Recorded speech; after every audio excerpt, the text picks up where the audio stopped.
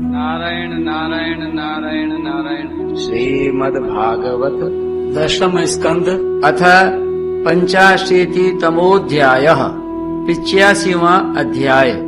श्री भगवान के द्वारा वसुदेव जी को ब्रह्म ज्ञान का उपदेश तथा देवकी जी के 6 पुत्रों को लौटा लाना।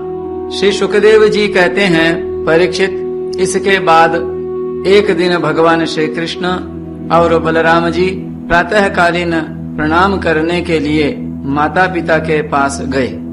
प्रणाम कर लेने पर वसुदेव जी बड़े प्रेम से दोनों भाइयों का अभिनंदन करके कहने लगे। वसुदेव जी ने बड़े बड़े ऋषियों के मुंह से भगवान की महिमा सुनी थी तथा उनके ऐश्वर्यपूर्ण चरित्र भी देखे थे। इससे उन्हें इस बात का दृढ़ विश्वास हो गया था कि ये साधारण पुरुष नहीं, स्वयं भगवान हैं। इसलिए उन्होंने अपने पुत्रों को प्रेम पूर्वक संबोधित करके यूं कहा, कृष्ण कृष्ण महायोगिन संकर्षण सनातन जाने वामस्य यत् साक्षात् प्रधान पुरुषौ परौ। सच्चिदानंद स्वरूप श्री कृष्ण महायोगीश्वर संकर्षण, तुम दोनों सनातन हो। मैं जानता हूँ कि तुम दोनों सारे जगत के साक्षात कारण स्वरूप प्रधान और पुरुष के भी नियामक परमेश्वर हो। इस जगत के आधार, निर्माता और निर्माण सामग्री भी तुम ही हो। इस सारे जगत के स्वामी तुम दोनों हो और तुम्हारी ही क्रीड़ा के लिए इसका निर्माण हुआ है। जिस समय जिस रूप में जो कुछ रहता है होता है वह सब तुम ही हो। इस जगत में प्रकृति रूप से भोग्य और पुरुष रूप से भोक्ता तथा दोनों से परे दोनों के नियामक साक्षात भगवान भी तुम ही हो। इंद्रियातीत, जन्म, अस्तित्व आदि भाव विकारों से रहित परमात्मन इस चित्र विचित्र जगत का तुम ही ने निर्माण किया है और इसमें स्वयं तुमने ही आत्मा रूप से प्रवेश भी किया है। तुम प्राण, क्रिया शक्ति और जीव ज्ञान शक्ति के रूप में इसका पालन पोषण कर रहे हो। क्रिया शक्ति प्रधान प्राण आदि में जो जगत की वस्तुओं की सृष्टि करने की सामर्थ्य है वह उनकी अपनी सामर्थ्य नहीं, तुम्हारी ही है, क्योंकि वे तुम्हारे समान चेतन नहीं अचेतन हैं, स्वतंत्र नहीं परतंत्र हैं। अतः उन चेष्टाशील प्राण आदि में केवल चेष्टा मात्र होती है, शक्ति नहीं। शक्ति तो तुम्हारी ही है। प्रभो, चंद्रमा की कांति, अग्नि का तेज, सूर्य की प्रभा, नक्षत्र और विद्युत आदि के स्फुरण रूप से सत्ता, पर्वतों की स्थिरता, पृथ्वी की साधारण शक्ति रूप वृत्ति और गंध रूप गुण, ये सब वास्तव में तुम ही हो। परमेश्वर जल में तृप्त करने, जीवन देने और शुद्ध करने की जो शक्तियाँ हैं वे तुम्हारा ही स्वरूप हैं। जल और उसका रस भी तुम ही हो। प्रभो, इंद्रिय शक्ति, अंतःकरण की शक्ति, शरीर की शक्ति, उसका हिलना डोलना, चलना फिरना, ये सब वायु की शक्तियाँ तुम्हारी ही हैं। दिशाएं और उनके अवकाश भी तुम ही हो। आकाश और उसका आश्रयभूत स्फोट, शब्द तन मात्रा या परावाणी, नाद, पश्यंती, ओंकार, मध्यमा तथा वर्ण, अक्षर एवं पदार्थों का अलग अलग निर्देश करने वाले पद, रूप, वैखरी वाणी भी तुम ही हो। इंद्रियां, उनकी विषय प्रकाशिनी शक्ति और अधिष्ठात्री देवता तुम ही हो। बुद्धि की निश्चयात्मिका शक्ति और जीव की विशुद्ध स्मृति भी तुम ही हो। भूतों में उनका कारण तामस अहंकार, इंद्रियों में उनका कारण तेजस अहंकार और इंद्रियों के अधिष्ठात्री देवताओं में उनका कारण सात्विक अहंकार तथा जीवों के आवागमन का कारण माया भी तुम ही हो। भगवान जैसे मिट्टी आदि वस्तुओं के विकार, घड़ा, वृक्ष आदि में मिट्टी निरंतर वर्तमान है और वास्तव में वे कारण मृत्तिका रूप ही हैं। उसी प्रकार जितने भी विनाशवान पदार्थ हैं, उनमें तुम कारण रूप से अविनाशी तत्व हो। वास्तव में वे सब तुम्हारे ही स्वरूप हैं। प्रभो, सत्व, रज, तम ये तीनों गुण और उनकी वृत्तियां, परिणाम, महत्त्व आदि परब्रह्म परमात्मा में, तुम में योग माया के द्वारा कल्पित हैं। इसलिए ये जितने भी जन्म, अस्थि, वृद्धि, परिणाम आदि भाव विकार हैं, वे तुम में सर्वथा नहीं हैं। जब तुम में इनकी कल्पना कर ली जाती है, तब तुम इन विकारों में अनुगत जान पड़ते हो। कल्पना की निवृत्ति हो जाने पर तो निर्विकल्प परमार्थ स्वरूप तुम रह जाते हो। यह जगत सत्व, रज, तम इन तीनों गुणों का प्रवाह है। देह, इंद्रिय, अंतःकरण, सुख, दुख और राग, लोभ आदि उन्हीं के कार्य हैं। इनमें जो अज्ञानी तुम्हारा सर्वात्मा का सूक्ष्म स्वरूप नहीं जानते, वे अपने देहाभिमान रूप अज्ञान के कारण ही कर्मों के फंदे में फंसकर बार बार जन्म मृत्यु के चक्कर में भटकते रहते हैं। परमेश्वर मुझे शुभ प्रारब्ध के अनुसार इंद्रियादि की सामर्थ्य से युक्त अत्यंत दुर्लभ मनुष्य शरीर प्राप्त हुआ, किंतु तुम्हारी माया के वश होकर मैं अपने सच्चे स्वार्थ परमार्थ से ही असावधान हो गया और मेरी सारी आयु यूं ही बीत गई। प्रभो, यह शरीर मैं हूँ और इस शरीर के संबंधी मेरे अपने हैं। इस अहंता एवं ममता रूप स्नेह की फांसी से तुमने इस सारे जगत को बांध रखा है। मैं जानता हूँ कि तुम दोनों मेरे पुत्र नहीं हो, संपूर्ण प्रकृति और जीवों के स्वामी हो। पृथ्वी के भारभूत राजाओं के नाश के लिए ही तुमने अवतार ग्रहण किया है। यह बात तुमने मुझसे कही भी थी। इसलिए दीन जनों के हितैषी शरणागत वत्सल, मैं अब तुम्हारे चरण कमलों की शरण में हूँ, क्योंकि वे ही शरणागतों के संसार भय को मिटाने वाले हैं। अब इंद्रियों की लोलुपता से भर पाया, इसी के कारण मैंने मृत्यु के ग्रास इस शरीर में आत्मबुद्धि कर ली और तुम में जो कि परमात्मा हो पुत्र बुद्धि।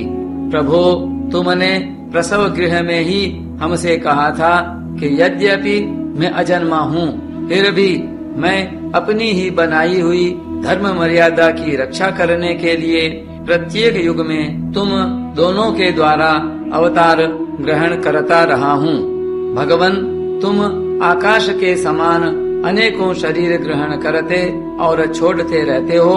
वास्तव में तुम अनंत एक रस सत्ता हो। तुम्हारी आश्चर्यमयी शक्ति योग माया का रहस्य भला कौन जान सकता है। सब लोग तुम्हारी कीर्ति का ही गान करते रहते हैं। श्री सुखदेव जी कहते हैं, परीक्षित, वसुदेव जी के ये वचन सुनकर यदुवंश शिरोमणि भक्त वत्सल भगवान श्री कृष्ण मुस्कराने लगे। उन्होंने विनय से झुककर मधुर वाणी से कहा। भगवान श्री कृष्ण ने कहा, पिताजी, हम तो आपके पुत्र ही हैं। हमें लक्ष्य करके आपने यह ब्रह्म ज्ञान का उपदेश किया है। हम आपकी एक एक बात युक्त युक्त मानते हैं।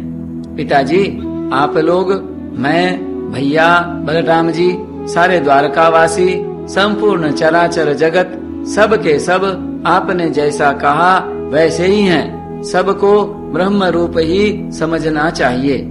पिताजी, आत्मा तो एक ही है, परंतु वह अपने में ही गुणों की सृष्टि कर लेता है और गुणों के द्वारा बनाए हुए पंचभूतों में एक होने पर भी अनेक, स्वयं प्रकाश होने पर भी दृश्य, अपना स्वरूप होने पर भी अपने से भिन्न, नित्य होने पर भी अनित्य और निर्गुण होने पर भी सगुण के रूप में प्रतीत होता है।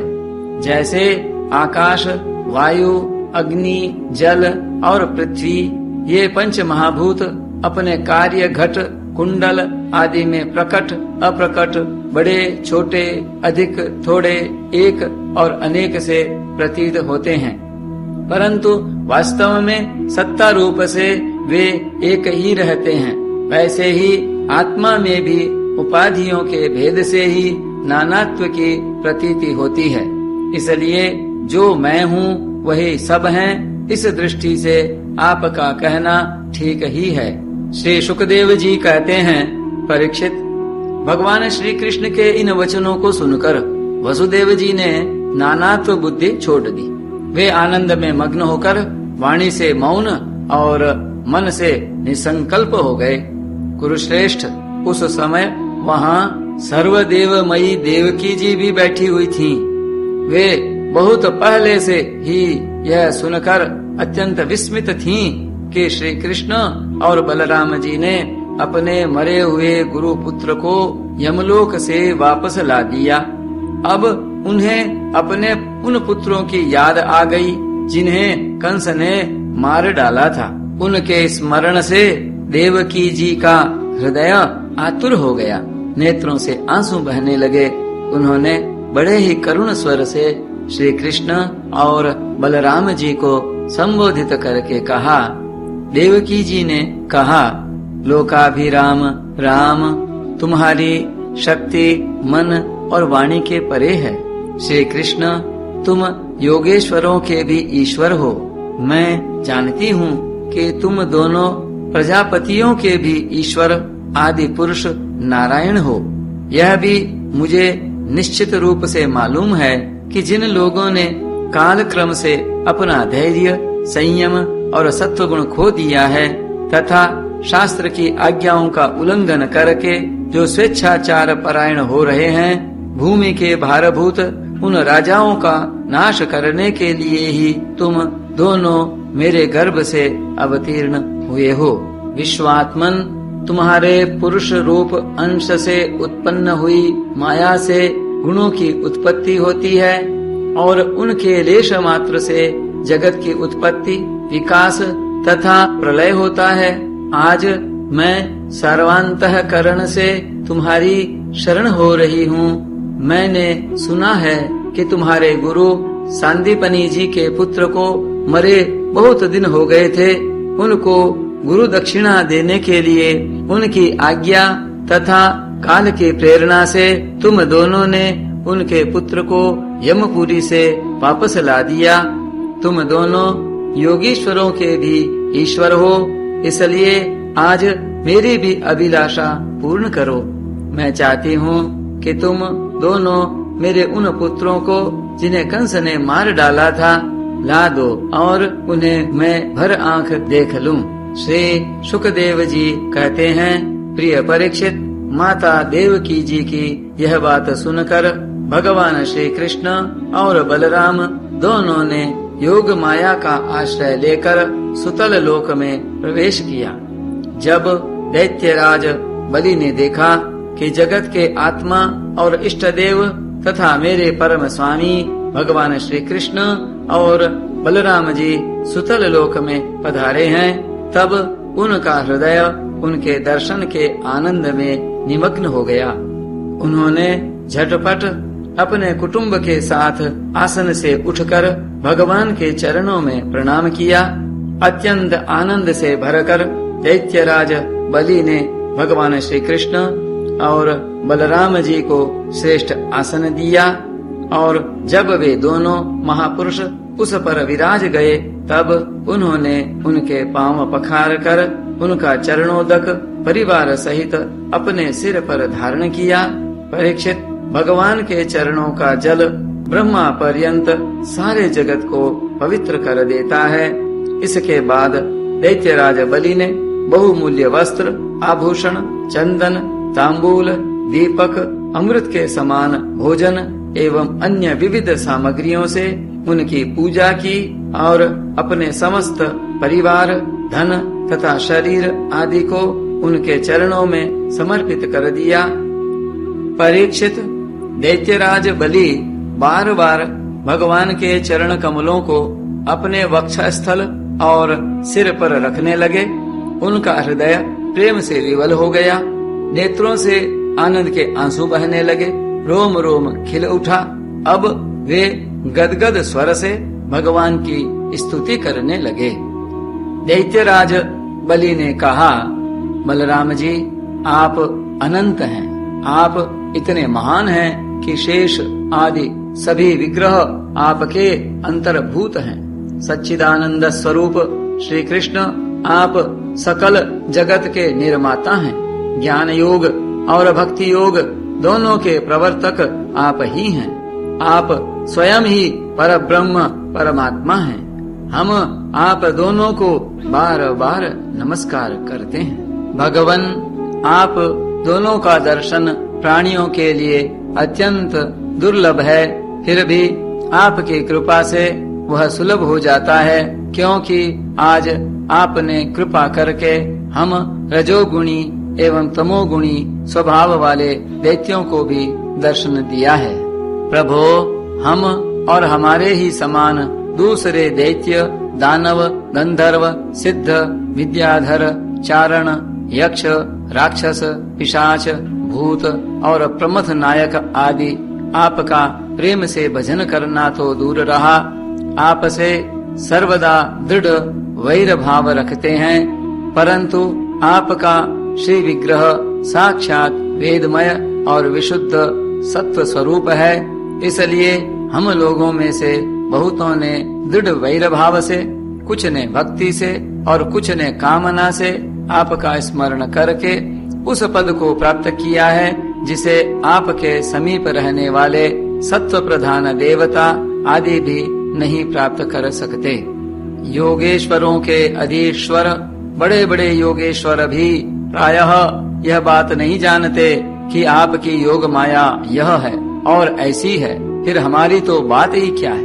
इसलिए स्वामी, मुझ पर ऐसी कृपा कीजिए कि मेरी चित्त वृत्ति आपके उन चरण कमलों में लग जाए जिसे किसी की अपेक्षा न रखने वाले परमहंस लोग ढूंढा करते हैं, और उनका आश्रय लेकर मैं उससे भिन्न इस घर गृहस्थी के अंधेरे कुएं से निकल जाऊं। प्रभो, इस प्रकार आपके उन चरण कमलों की जो सारे जगत के एकमात्र आश्रय हैं, शरण लेकर शांत हो जाऊं और अकेला ही विचरण करूं। यदि कभी किसी का संग करना ही पड़े तो सबके परम हितैषी संतों का ही। तन्नः प्रसीद निरपेक्ष विमृग्ययुष्मत् पादारविंद दिशणान्य गृहान्धकूपात् निष्क्रम्य विश्व शरणाङ्ग्र्युपलब्ध वृत्तिः शांतो यथैव उत सर्व सखैश्चरामि। प्रभो, आप समस्त चराचर जगत के नियंता और स्वामी हैं। आप हमें आज्ञा देकर निष्पाप बनाइए, हमारे पापों का नाश कर दीजिए, क्योंकि जो पुरुष श्रद्धा के साथ आपकी आज्ञा का पालन करता है वह विधि निषेध के बंधन से मुक्त हो जाता है। भगवान श्री कृष्ण ने कहा, दैत्यराज, स्वयंभुव मनवंतर में प्रजापति मरीचि की पत्नी ऊर्णा के गर्भ से 6 पुत्र उत्पन्न हुए थे। वे सभी देवता थे। वे यह देखकर कि ब्रह्मा जी अपनी पुत्री से समागम करने के लिए उद्यत हैं, हंसने लगे। इस परिहास रूप अपराध के कारण उन्हें ब्रह्मा जी ने शाप दे दिया और वे असुर योनि में हिरण्यकशिपु के पुत्र रूप से उत्पन्न हुए। अब योग माया ने उन्हें वहां से लाकर देवकी के गर्भ में रख दिया और उनको उत्पन्न होते ही कंस ने मार डाला। दैत्यराज, माता देवकी जी अपने उन पुत्रों के लिए अत्यंत शोकातुर हो रही हैं और वे तुम्हारे पास हैं। अतः हम अपनी माता का शोक दूर करने के लिए इन्हें यहाँ से ले जाएंगे। इसके बाद ये शाप से मुक्त हो जाएंगे और आनंद पूर्वक अपने लोक में चले जाएंगे। इनके 6 नाम हैं स्मर, उद्गीत, परिष्वंग, पतंग, क्षुद्रभृत और घृणी। इन्हें मेरी कृपा से पुनः सद्गति प्राप्त होगी। परीक्षित इतना कहकर भगवान श्री कृष्ण चुप हो गए। दैत्यराज बलि ने उनकी पूजा की। इसके बाद श्री कृष्ण और बलराम जी बालकों को लेकर फिर द्वारका लौट आए तथा माता देवकी को उनके पुत्र सौंप दिए। उन बालकों को देखकर देवी देवकी के हृदय में वात्सल्य स्नेह की बाढ़ आ गई। उनके स्तनों से दूध बहने लगा। वे बार बार उन्हें गोद में लेकर छाती से लगाती और उनका सिर सूंघती। पुत्रों के स्पर्श के आनंद से सराबोर एवं आनंदित देवकी ने उनको स्तनपान कराया। वे विष्णु भगवान की उस माया से मोहित हो रही थीं, जिससे यह सृष्टि चक्र चलता है। परीक्षित, देवकी जी के स्तनों का दूध साक्षात अमृत था। क्यों न हो, भगवान श्री कृष्ण जो उसे पी चुके थे। उन बालकों ने वही अमृतमय दूध पिया। उस दूध के पीने से और भगवान श्री कृष्ण के अंगों का संस्पर्श होने से उन्हें आत्म साक्षात्कार हो गया। इसके बाद उन लोगों ने भगवान श्री कृष्ण, माता देवकी, पिता वसुदेव और बलराम जी को नमस्कार किया। तदनंतर सबके सामने ही वे देवलोक में चले गए।